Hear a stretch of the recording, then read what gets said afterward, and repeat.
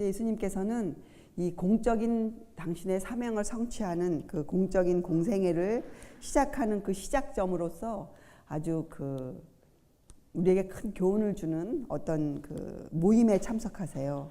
예, 그 모임이 바로 그 갈릴리 가버나움 근처에 있었던 갈릴리 작은 마을에 이름 가나라는 곳에서 베풀어진 혼인잔치였어요.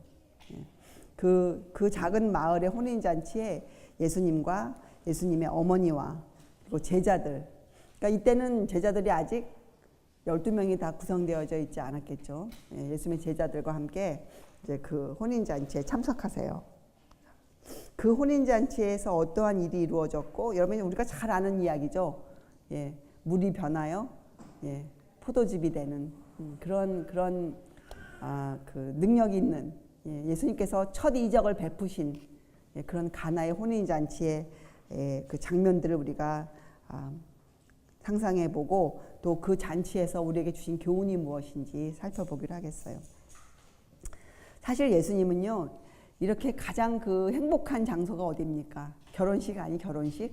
예, 젊은 남녀가 새로운 생애를 시작하는, 또 온 가족들이 양가의 친척들이 모여서 같이 즐기는, 예, 참 그런 곳을 예수님의 첫 이적으로 공생의 시작으로 선택하셨어요. 그래서 이것은 예수님은 이 사람들에 대한 그 동정심 참 높으셨어요. 예, 인류를 사랑하는 그분의 그 마음, 그렇죠? 그리고 사람들의 행복을 위하여 예, 정말 그 생애하시고 싶어하시는 예, 그러한 소망을 우리에게 보여주셨어요. 예수님은 그런 것을 갖고 계시다고. 자, 여러분 우리가 그 전에 공부했지만 예수님은 또한 그 성경에는 예수께서 마신 잔에 대한 비유들이 많이 나오잖아요. 예, 예수님은 그 시험의 광야에서 참 슬픔의 잔을 직접 마시셨어요. 그 잔을 받으셨어요, 아버지께로부터. 그죠? 자, 이제 당신의 그런 그 시험의 그 기간을 다 지나서 이제는 인류를 위한 그 봉사를 하시기 위한 공생애. 그러니까 예수님의 공생애는 다른 말로 하면 사람들을 위한 봉사를 시작하신 거예요. 사람들을 행복하게 해주시기 위해서, 사람들에게 참 자유와 참 행복을 주시기 위해서 예수께서 하신 일들이 공생애예요. 공생애. 그래서 예수께서는 이제 사람들에게 우리 인류를 축복한다. 예. 그 축복, 우리가 얼마나 듣기 좋아하는 단어입니까? 우리를 축복. 예. 우리가 그래서 우리보다 영적으로 높은 사람들을 만나면 우리가 무엇을 부탁합니까? 저를 위해 축복 기도해 주십시오. 이런 부탁을 우리가 드리잖아요. 예수께서 정말 그러한 축복. 그래서 우리가 여기 이 가나의 혼인잔치를 통해서 예수께서 주시고자 한 참 자유가 무엇이며 진정한 축복이 무엇이다. 이것을 우리가 배울 수 있어요. 자, 첫 번째 교훈은 우리가 이 교훈을 통해서 여기에 보면 예수님과 어머니 마리아와의 대화가 나와요. 그렇죠? 짧은 대화. 우리가 이 짧지만 이 대화를 통해서 마리아라는 사람의 위치를 알 수 있어요. 성경에서는 마리아를 누구라 하는가? 마리아. 과연 마리아가 지금 세상이 말하는 것처럼 특별한 사람이었는가? 마리아. 이것을 우리가 공부할 수 있어요. 자, 예수님이 이 마리아와 대화를 나누신 것은 목적이 있으셨어요. 자, 아직 마리아는 당신의 아들인 이 예수님께서 이 땅에 오셔서 어떠한 삶을 사실 것인가, 어떠한 사명을 갖고 계신가를 잘 이해하지 못하고 있었어요. 그래서 마리아의 믿음을 앞으로 마리아가 겪을 일을 통해서 마리아가 견뎌낼 수 있도록 그 믿음을 높여주시기를 원했어요. 그리고 또 누가 옆에 같이 있었습니까? 그 제자들이 있었잖아요. 자기를 따르는 이 제자들의 믿음이 앞으로 흔들릴 텐데, 왜요? 이 유대 사회가 예수님을 어떻게 취급할 것인가, 그걸 보고 제자들이 너무 놀랄 것인데, 그때 그 제자들의 그 믿음을 강하게 해주시기 위해서 이 가나의 혼인잔치에 참석하셨어요. 자, 여러분, 마리아는 누굽니까? 마리아는 예수님의 혈연적인 관계로 엮어진 어머니세요. 어머니. 예수님의 교훈 중에 이런 말씀이 있죠. 십계명 중에 내 부모를 공경하라. 예수님은 마리아를 참 어머니로서 공경하셨어요. 마리아를. 그런데 여기에 보면 어조가 여자여 나와 무슨 상관이 있나이까. 그래서 얼핏 우리 시대의 그런 문법으로 들어보면 굉장히 건방져 보이는 그런 어투로 되어 있지만 이것을 그 당시에 문화적인 관습으로 읽어보면 굉장히 마리아를 존중해서 하시는 그런 말씀이죠. 자, 무슨 상관이 있나이까? 이것은 무슨 뜻입니까? 마리아에게 하신 말씀이었어요. 이것은 마리아에게.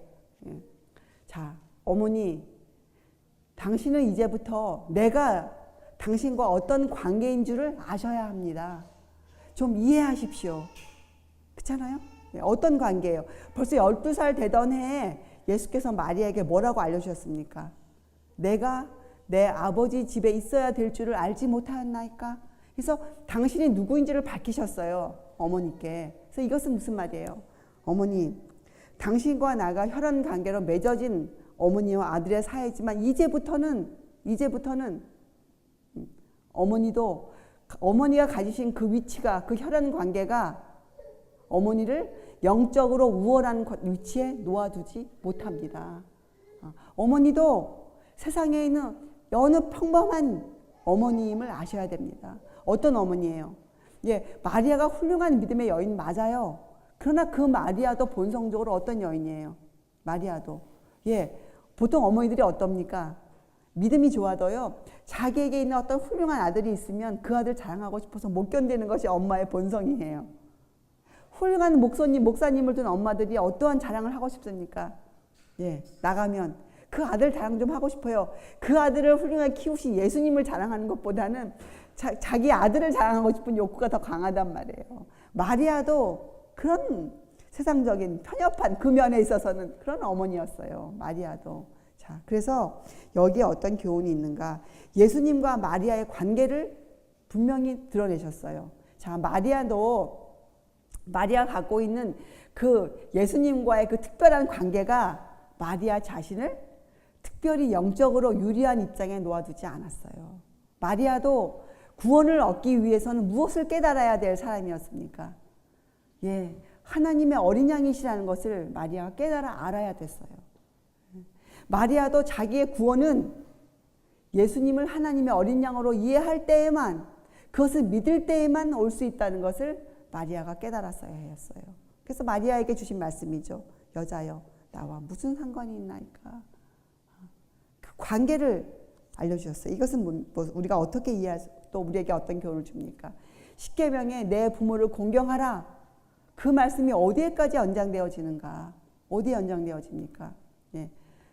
우리가 부모를 공경하라는 그 말씀에 그 한계가 있어요. 그렇죠? 하나님의 요구, 하나님과의 나의 관계가 세상에 있는 모든 관계보다 최우선이에요. 예. 우리가 이 땅에서 맺는 모든 관계는 하나님과의 관계 위에 세워져야 돼요. 그것이 부모와의 관계일지라도. 그렇죠? 여러분, 우리가 이 땅에 살면서 맺는 관계, 인연, 여러 인연들이 얼마나 많습니까? 그렇죠? 그러나 하나님의 요구가 그 모든 것의 우선이에요. 하나님의 요구가. 그래서 사도 바울은 우리에게 이렇게 가르쳤죠. 부모들에게 너희 자녀를 노엽게 하지 말라. 예. 자녀라 그래서 부모의 마음대로 그 자녀의 인생을 주장할 수가 없는 것이에요. 예. 왜요? 그 자녀는 하나님의 것이기 때문에 그러하죠. 그리고 부모도 부모를 공경하라는 그 제5계명도 어디 안에 속해 있는 것입니까? 하나님의 말씀 안에, 하나님의 요구 안에서 이루어져야 되는 하나님의 계명이에요. 그것이 부모가 가진 어떤 특별한 권리가 절대로 아니에요. 부모도 그 하나님의 요구 안에 매임을 당해야 하는 그런 사람일 뿐이죠. 자, 그래서 여러분, 우리가 사람들과의 관계에서 맺는 애정이 있어요. 친구면 친구하고 맺는 우정이 있잖아요. 또 형제 간의, 자매 간의 그런 애정, 부모와 자식 간에 맺어지는 애정들, 또 남편과 아내 사이에 맺어지는 애정들. 여러분, 이 애정이 어떻게 되어져야 될까요? 하나님의 법 안에서 성화되어져야 돼요. 애정이. 예, 그래서 우리 애정이 고상한 애정으로 바뀌어져야 돼요. 우리의 개념이 적어도. 예. 그래서 우리가 이 애정이 잘못되면 이 관계를 어찌할 수가 없어요. 관계에 우리가 매이게 돼요. 그러면 우리가 하나님께서 주시는 참 자유를 누릴 수가 없어요. 예. 이것이 옳은 것인 줄 알면서도 내 남편이, 내 아내가, 내 아버지가, 내 형제가 여기에 매이기 시작하면 하나님의 요구를 우리가 따라갈 수가 없게 되어져요. 자유를 잃어버려요. 자유를. 예. 마음이 매임을 당해요. 하나님에 대한 그 말씀을 온전히 이해할 수 없게 되어져요. 그렇죠? 자, 그래서 우리의 애정이 참으로 고상해져야 돼요. 우리의 애정이 하늘의 것들로 거룩해져 있어야 돼요. 우리의 애정이. 자, 그래서 첫 번째 교훈은 이 마리아에게 주셨어요. 마리아에게. 그렇죠? 자, 여러분 만약에 지금 이 세상에 사는 많은 하나님을 신실히 따르고 싶은 사람들이 이 요한복음에 나와 있는 이 예수님의 이 말씀을, 짤막한 말씀을 진실로 이해할 수 있는 이해력만 가지고 있다면, 얼마나 정말 참 바른 신앙길을 걸을 수 있지 않을까요?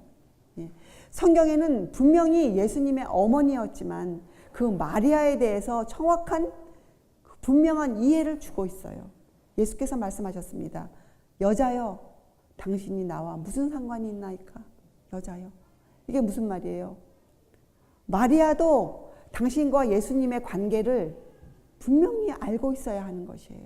지금 세상이 이 요한복음 2장에 나와 있는 이 짤막한 말을 바르게 이해할 수 있는 그 이해력이 얼마나 필요한지 몰라요.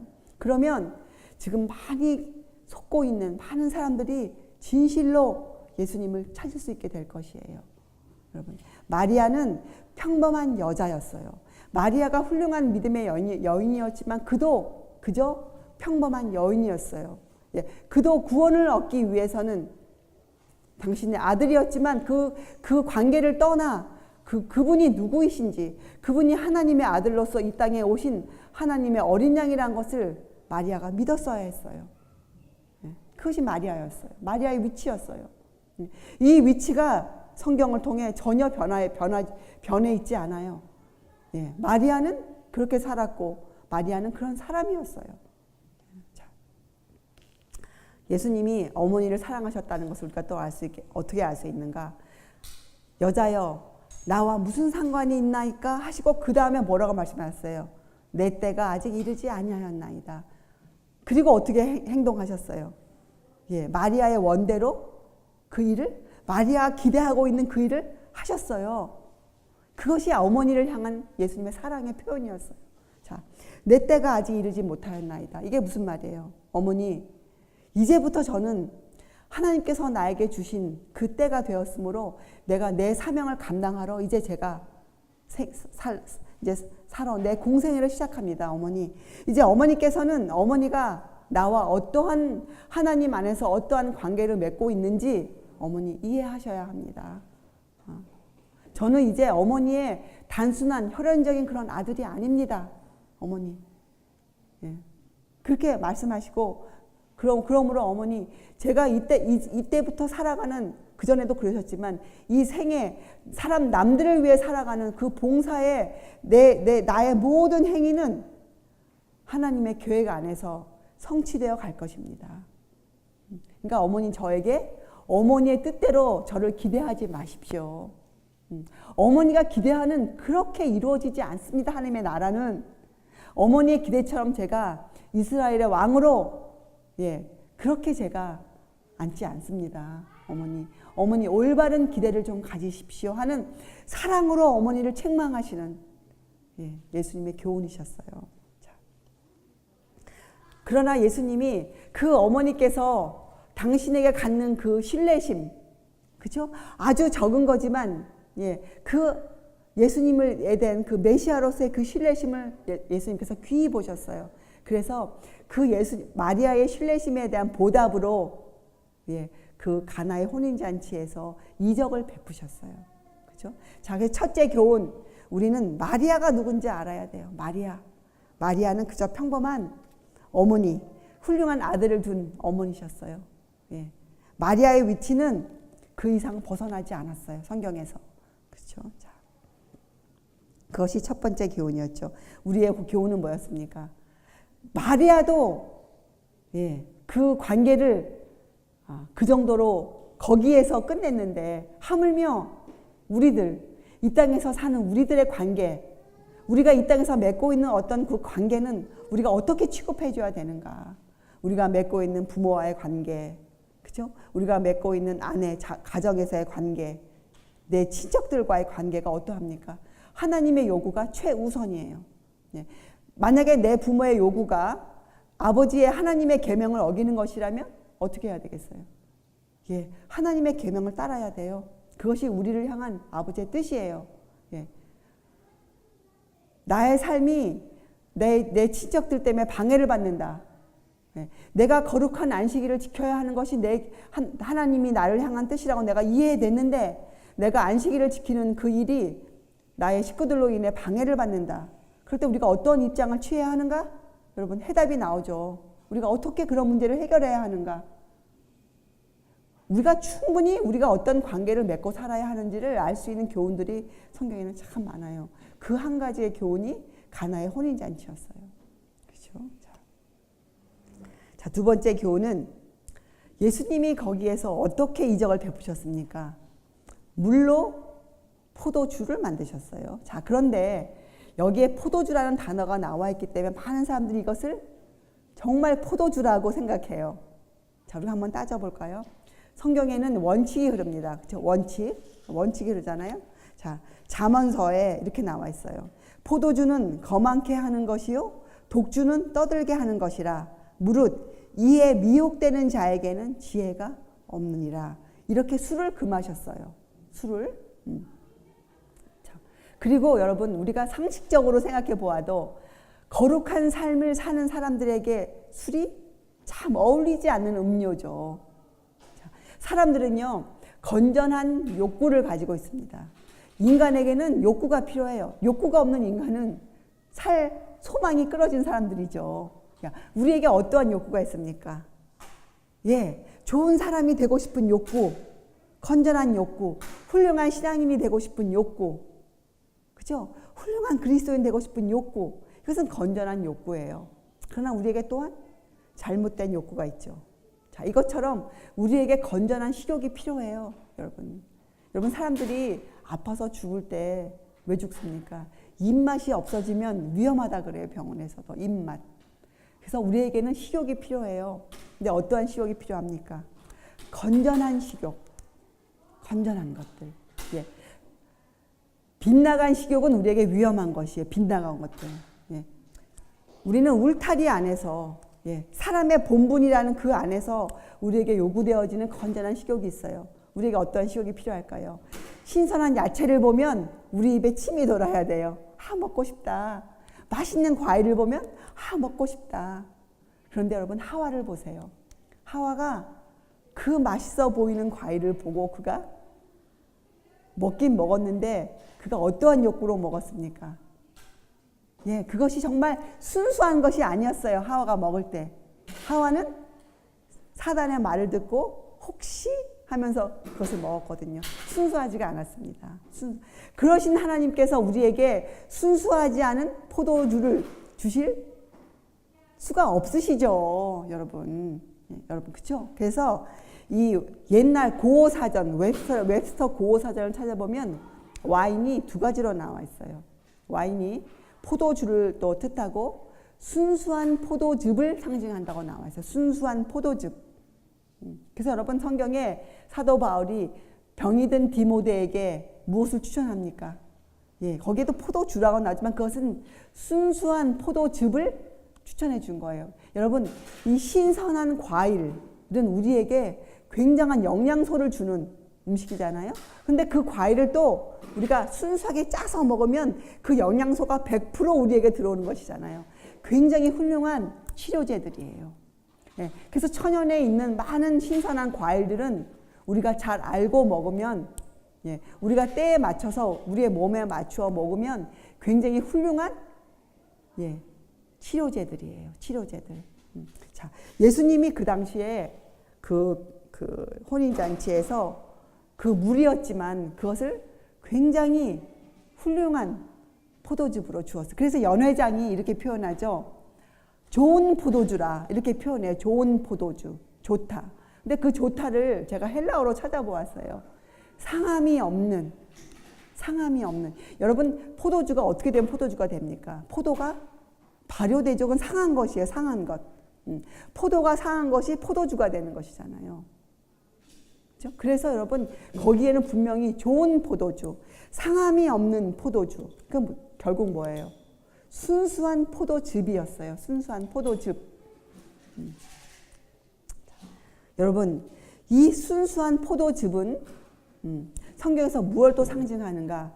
예수님의 살과 피를 상징해요. 여러분 예수님께서 물로 포도즙을 만드셨습니다. 물은 예수께서 그리스도의 죽음을 상징하는 침례를 받으실 때 물이 등장하지 않았습니까? 자, 근데 그 물을 예수님이 포도즙으로 만드셨어요. 자, 포도즙은 예수님이 언제 또 제자들에게 이 포도즙을 주었습니까? 예, 마지막 때, 마지막 날 제자들과 마지막 식사를 하시면서 그들에게 포도즙을 주셨어요. 그게 뭐예요? 우리가 지금 하고 있는 성만찬 예식이죠. 성만찬 예식. 자, 성만찬 예식은 우리가 아무리 그 세족식과 성만찬 예식을 같이 주셨어요. 제자들의 발을 씻겨주시고 그리고 그들과 떡과 피를 나누셨어요. 자, 그 성만찬 예식, 그러니까 세족식과 성만찬 예식은 띄어져 있는 것이 아니고 같이 있는 예식이에요. 자, 그 예식을 주실 때 무엇 때문에 주셨습니까? 이렇게 나와 있죠. 나의 죽음을 내가 다시 올 때까지 기념하라. 이게 뭐예요? 예수님의 죽음을 기억해 주는 것으로서 성만찬 예식을 주셨어요. 자, 그렇다면 우리가 진실로 성만찬 예식을 이해한다면 우리가 성만찬 예식을 행하면서 무엇을 어떠한 것에 대한 개념을 올바로 가져와야 할까요? 아무런 의미 없이 이것이 예수님의 살과 피구나 하고 받아 먹는 것은 성만찬 예식이 아니에요. 왜요? 그것은 상징으로 주신 것이기 때문에 우리에게 상징으로 그 잔을 주셨어요. 자, 여러분 성만찬 예식이라는 것은 어떤 의미를 갖고 있습니까? 물이 포도즙으로 변한 것처럼 예수님의 죽음이 우리에게 어떠한 의미를 줘야 돼요? 여러분 성소제도 때 어린 양의 죽음을 통해서 이스라엘 백성이 무엇을 배웠어야 됐어요? 이 땅에 오실 하나님의 어린 양에 대한 그 법을 그들이 배웠어야 했잖아요. 지금의 우리들도 마찬가지예요.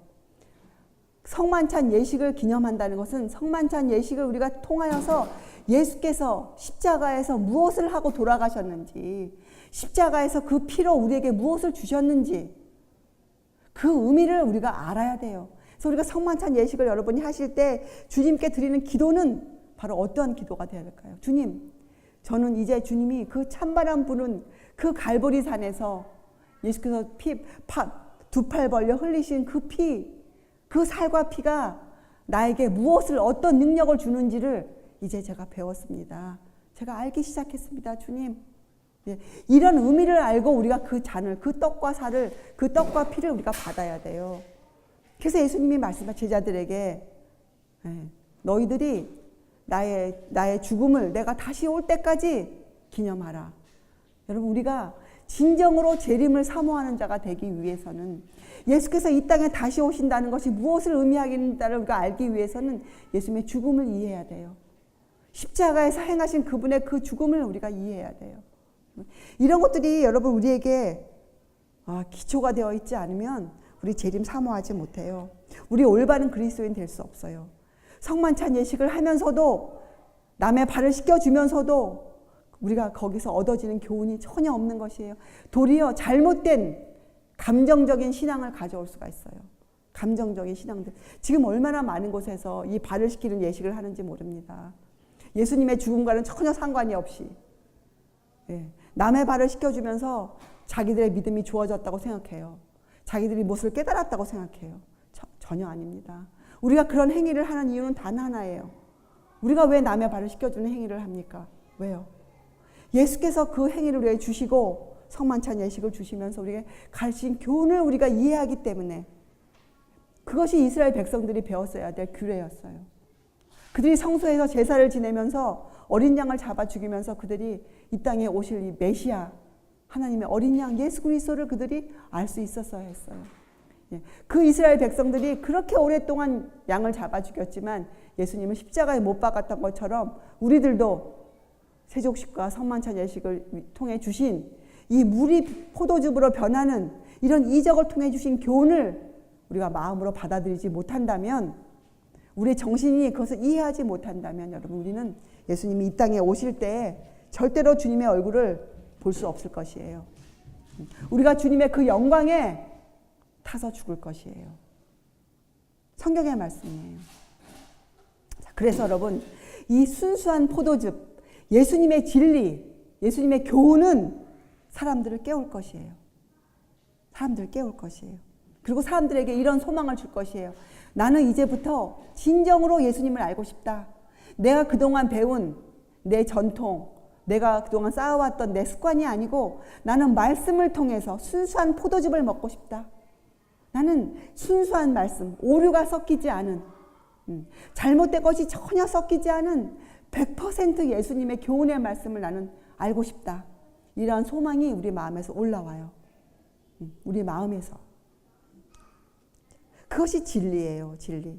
자, 여러분, 예수님은 그 가나의 작은 마을의 혼인잔치, 이름도 없는 누구의 결혼식인지도 세상 역사에 밝혀져 있지 않은 그 결혼식에 가서 그 음료를 충분히 내어주셨어요. 충분히. 이게 뭘 의미합니까? 예수께서는 우리들이 원하기만 하면, 우리가 원하기만 하면 우리를 위해 모든 준비를 베푸셨어요. 이미. 우리의 죄악을 도말시키시고 우리의 영혼을 소생시키시고 우리가 이 땅에서 훌륭한 그리스도인으로 살아갈 수 있도록 모든 준비를 마련해 주셨어요. 넘치고 넘치는 풍성한 은혜를 우리를 위해 준비해 주셨죠. 자, 그런 교훈이 담겨져 있어요. 자, 거기에 이어서 또 어떤 교훈이 있는가? 예수님께서는 그 제자들, 그 잔치에 참석해 있는 그 제자들에게 그 잔을 주었잖아요. 그렇죠? 자, 그리고 또 언제 그 제자들에게 잔을 주었습니까? 마지막 날 그 잔을 주었어요. 우리가 아까 공부했지만 그 잔은 어떤 잔이었습니까? 이 잔은 그저 예수님의 잔이 아니고 그 잔은 제자들에게 주었을 때 그 잔은 예수님은 이 땅에 오셔서 정말 슬픔의 질고를 아는 사람, 인생의 간고를 겪으신 분, 그렇죠? 또 실제적으로 광야에서 사단의 시험을 당하신 분, 이 땅에서 슬픔이 무엇인지 아는 비애의 잔을 마신 분이셨어요. 이제 제자들에게 축복의 잔을 내미셨어요. 그게 뭐예요? 자, 제자들아, 이제부터 내가 공생애로 시작하는 나의 사명은 바로 이런 것이다. 그것을 깨달으라고 잔을 주셨어요. 제자들이 희미하게 알았죠. 3년 동안 예수님부터 가르침을 받았지만 제자들이 희미했어요. 그렇죠? 자, 제자들이 마지막 때 예수께서 그 잔을 내미시고 너희들이 이 잔의 의미를 아느냐? 물어보셨을 때 그들이 아나이다 하고 잔을 또 마셨어요. 그렇죠? 자, 예수께서 이렇게 말씀하셨죠. 고린도전서 11장 26절에 너희가 이 떡을 먹으며 이 잔을 마실 때마다 주의 죽으심을 오실 때까지 전하는 것이니라. 나를 기념하라. 이렇게 말씀하셨어요.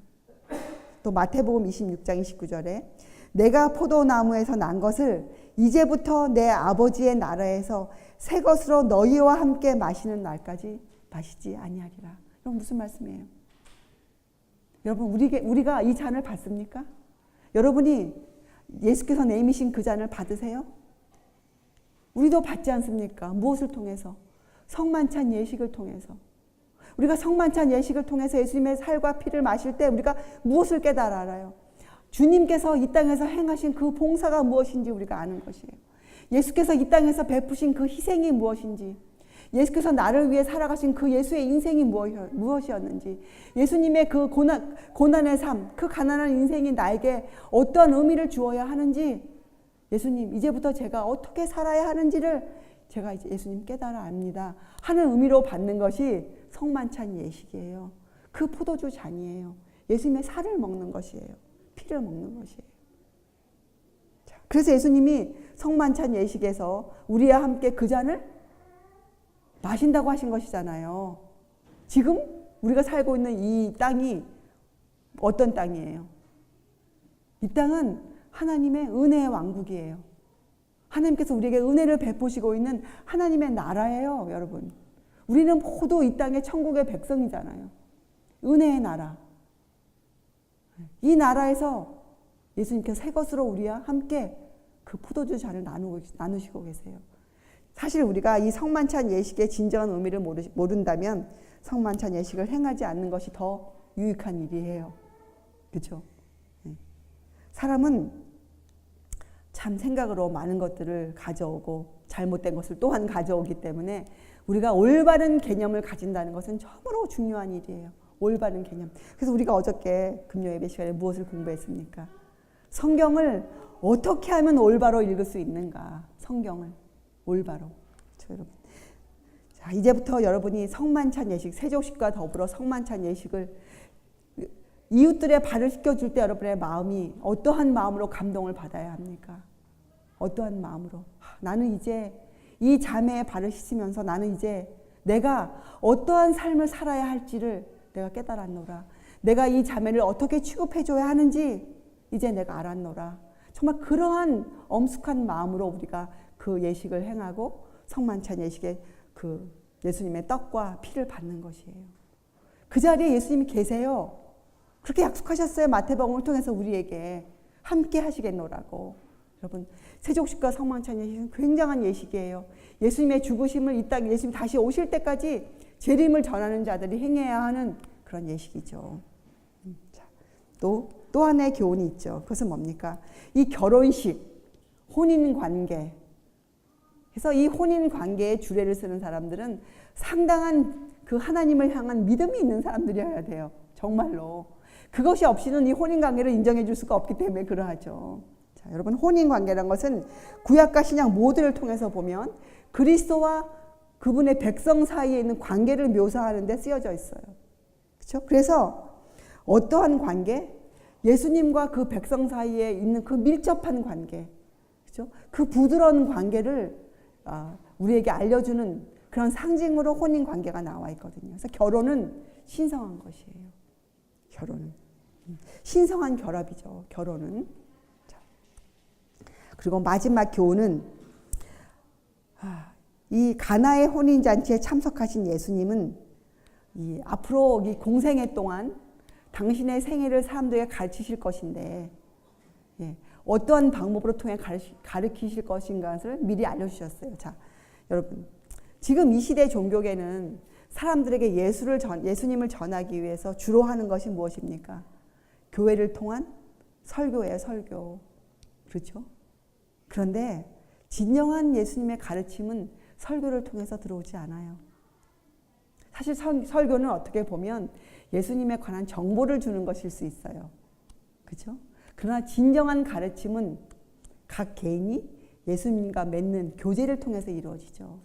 그래서 예수님도 가나의 혼인잔치를 통해서 그러한 교제를 시작하셨어요.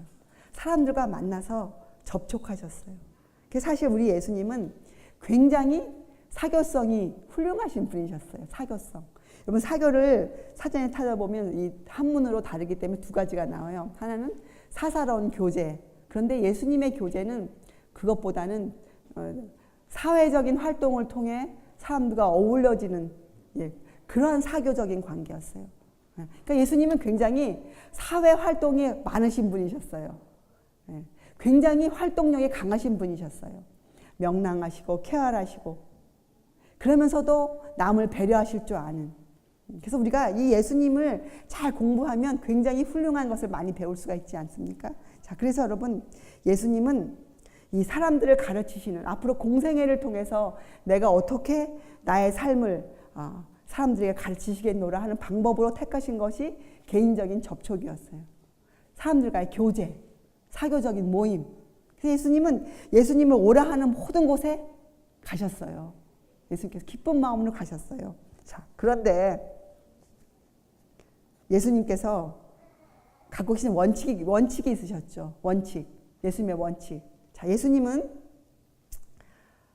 그 사교적인 모임 가운데서 어떤 원칙을 갖고 계셨는가?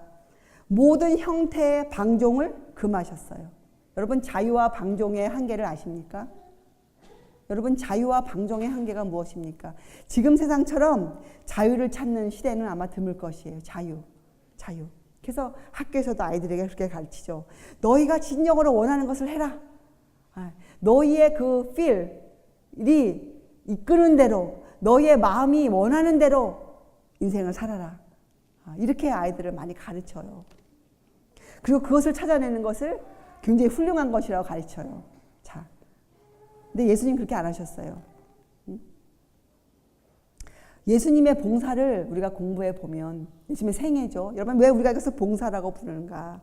여러분, 사교, 사회적인 활동을 통해서 남과 어울리는 사귐이 사교인데, 여러분, 우리가 사회적인 활동을 통해서 남과 어울리려면 무엇이 필요합니까? 독선이 필요합니까? 내 마음대로 내가 원하는 것, 내가 하고 싶은 대로 하는 것일까요? 절대로 아니죠. 내가 남과 어울리려면 우선 무엇을 할 수 있어야 돼요? 남의 마음을 보고, 남의 형편을 헤아려 보고, 남을 배려할 수 있어야죠. 그것이 사교적인 활동이에요. 내가 내 자식과 어떤 좋은 교제를 맺으려면 내 자식의 마음을 내가 헤아려 볼 수 있어야죠. 내가 저 사람과 정말 어떠한 활동을, 내 이웃과 좋은 관계를 맺으려면 내 이웃의 형편을 내가 우선 알아야죠. 이런 것들이 우선되어져야 되잖아요. 그래야 우리가 사교적인 모임을 가질 수 있지 않습니까? 그래서 이 예수님의 이 사회적인 활동의 밑바닥에는 소셜 라이프, 지금 시대 사람들이 많이 좋아하는 이 소셜 라이프, 그 예수님의 그 소셜 라이프의 그 기초는 방종을 금하셨어요. 어떤 형태든지 간에 방종을 금하셨어요. 그건 무슨 뜻입니까? 예수님은 항상 어디에서 무엇을 하시든, 무엇을 먹고 마시든지, 어떤 사람과 대화 나누시든지, 어떤 환경에서 어떤 일을 하시든지 간에 예수님은 항상 어디에 따라서 움직이셨어요. 하나님의 뜻대로 하셨어요. 하나님의 법에 의해서 움직이셨어요. 하나님의 법에 의해서. 그래서 예수께서 가르치신 자유에는 울타리가 쳐져 있어요. 어떤 울타리? 하나님의 법이라는 큰 울타리가 쳐져 있어요. 하나님의 법. 그것을 성경은 우리의 본분이라 가르쳐요. 사람의 본분. 하나님을 향한 경외심. 그것이 우리의 본분 아닙니까? 경외심. 그것이 예수님의 삶의 원칙이셨어요.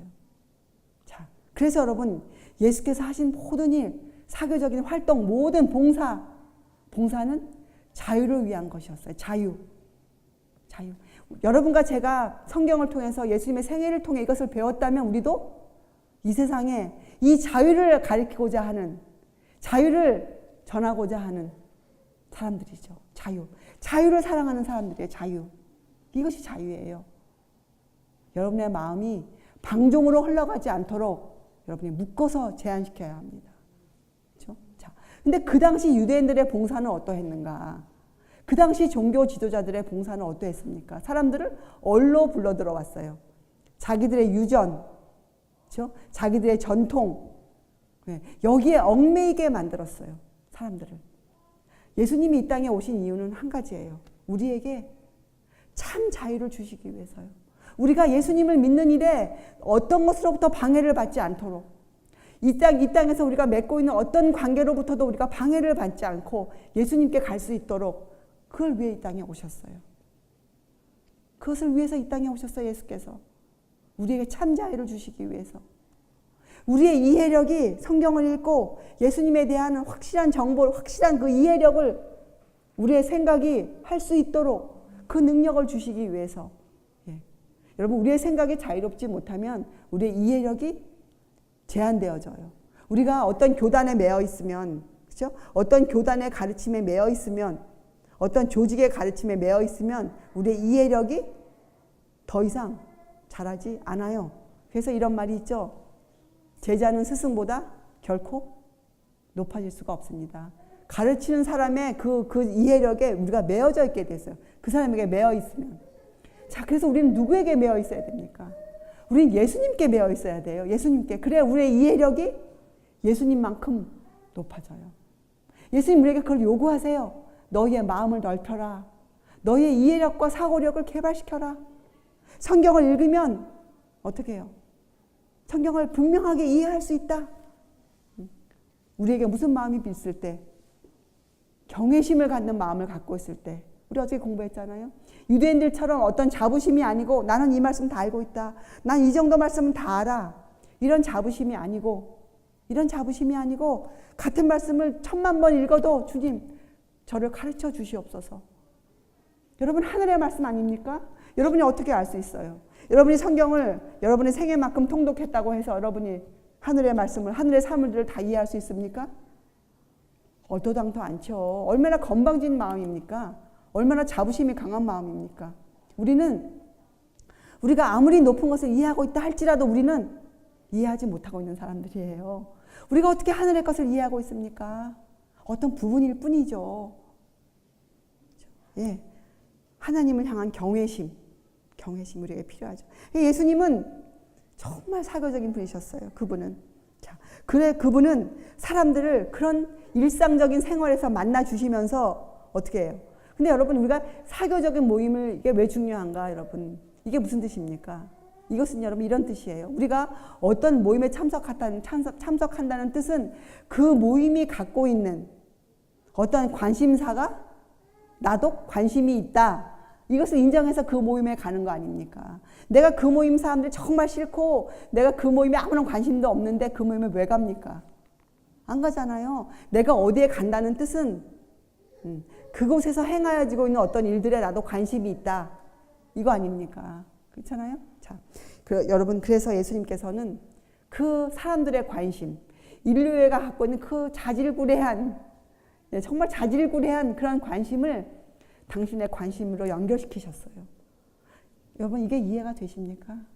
하늘의 하나님께서 인간들이 갖고 있는 그 자질구레한 너저분한 그렇죠? 말도 안 되는 그런 관심사를 당신의 관심사로 연결시켜 주셨다는 것. 그래서 예수님은 우리의 염려, 우리의 고민, 우리의 슬픔을 아시는 분이세요. 그것이 아무리 너저분해도 그걸 다 아시는 분이세요.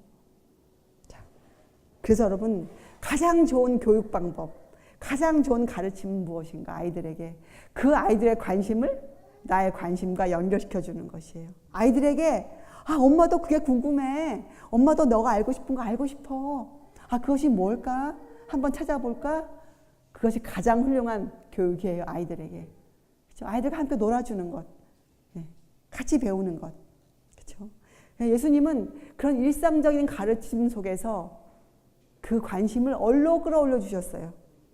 하늘의 삶을 하늘로 올려주셨어요. 우리를 그렇게 성장시키시잖아요. 처음에는 우리의 일상적인 관심으로 우리가 주님께 가지만 주님이 우리를 어떻게 성장시켜 주세요? 우리의 이해력, 성경을 읽을 때마다 우리의 이해력을 높여주시죠. 그래서 우리가 어떻게 합니까? 우리의 마음의 눈으로 하늘을 바라볼 수 있는 사람, 하늘의 사물들을 이해할 수 있는 사람, 구원이 무엇인지 우리가 깨닫는 사람들, 하나님의 어린 양이 누구시라는 것을 깨닫는 사람들, 예수님의 세계가 어떠했다는 것을 우리가 깨닫는, 마음으로 깨닫는 사람들. 그래서 이 땅에서 살지만 우리의 관심이 어디에 가 있어요? 하늘에 가 있는 사람들.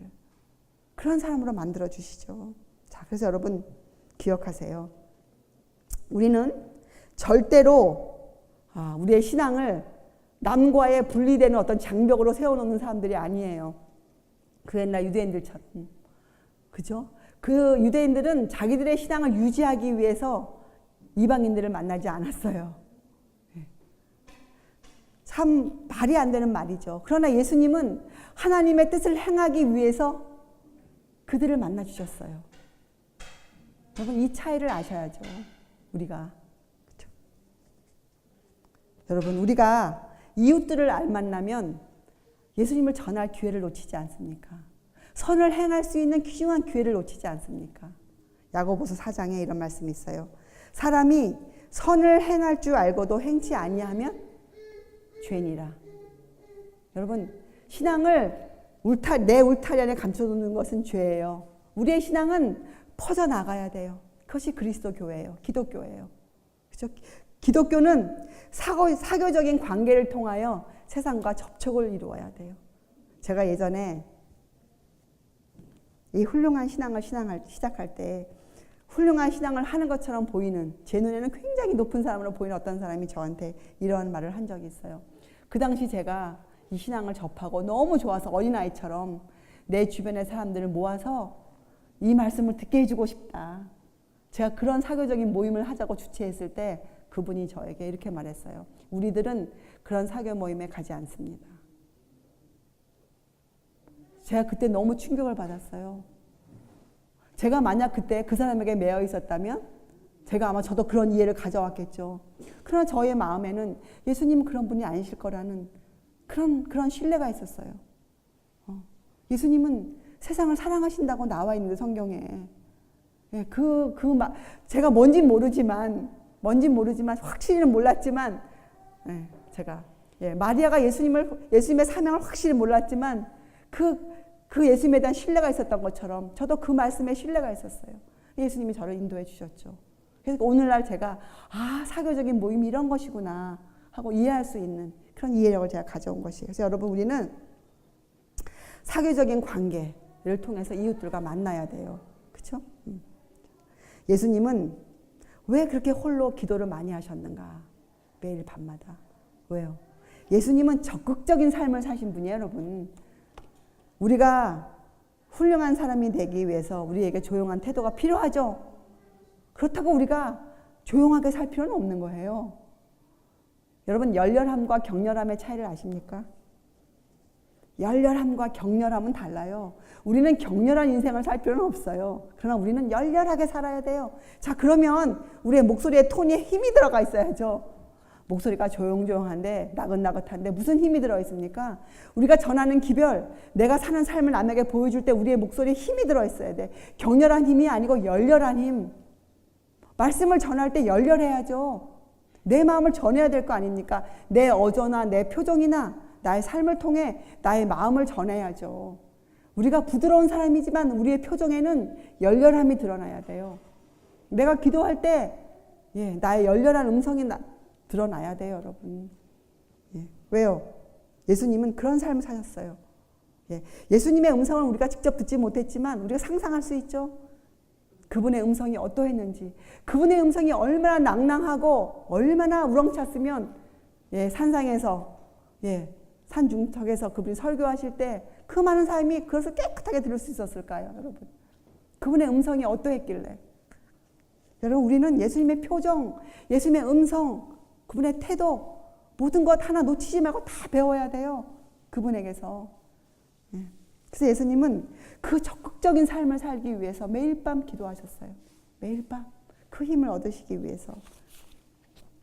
자, 그래서 여러분, 우리들도 이 교제를 위한 준비, 이런 사교적인 모임을 우리도 가질 수 있는 그 준비를 우리가 갖춰야 돼요. 우리가 기도해야죠. 우리에게 성화된 사교적인 능력을 주시기를. 여러분, 어떤 사람들은요, 배우지 않아도 어떤 모임에 가서 잘 어울리는 사람들이 있어요. 누구하고도 어울리는 사람. 그죠? 그런데 만약에 우리가 그리스도인인데 우리가 어울리지 못한다. 그거 참 우리에게 문제가 되는 것이에요. 자, 우리가 그때 기도드려야 돼. 주님, 제가 그런 모임에 가서도 제가 주님을 전할 수 있는 사람. 물론 우리가 아무 모임이나 막 갈 수는 없죠. 우리가 따져보아야죠. 그 모임이 어떠한 성질의 모임인지. 그렇죠?